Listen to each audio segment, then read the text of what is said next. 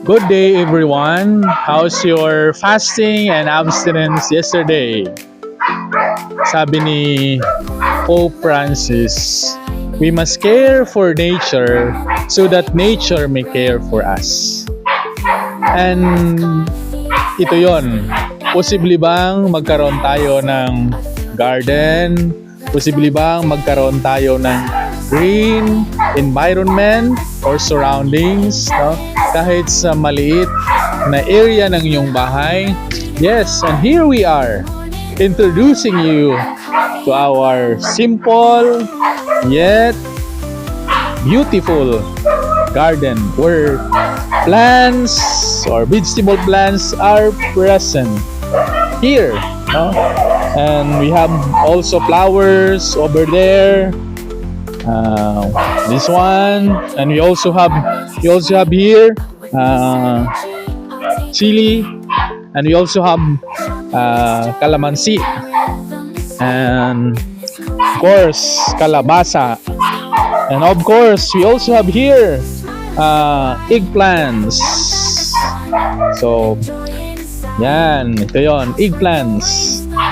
And of course we have here kamatis.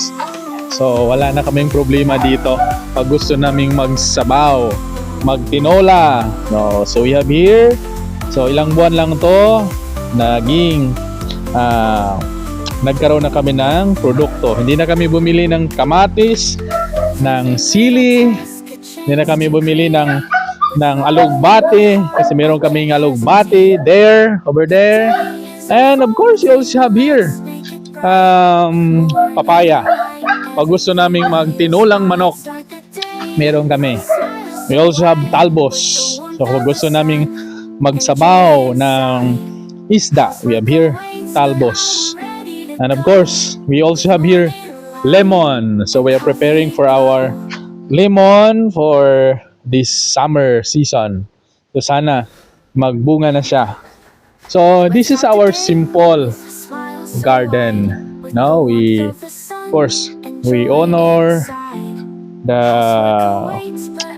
late Pope Francis, and we dedicate this garden, no, especially sa kanyang apostolic exhortation on Laudato Si, on concerning our common home, no? So kailangan nating maging instrumento ng pagbabago, no? As stewards of God's creation. We are called to be caretaker, to be steward, not an abusers, no? We must take care of our natural resources for the survival of the future generation. So my dear friends, I am encouraging you to at least, no, plant, no, kahit sa simpleng paso, na simpleng bagay, may magagawa tayo. You can produce fruits and plants, no, if you put effort and hard work, no, sa iyong ginagawa. So again, it's also good to pray to God to give us more harvest and blessings, no? At naway magpalakas sa atin, magdala sa atin ng lakas ng loob para tangkilikin kung ano yung makakabuti sa ating common home, sa ating nature. Again, let us take care of our nature, let us take care of our natural resources, let us make our surroundings beautiful because God created the world beautifully, like you. Thank you everyone, and enjoy your day.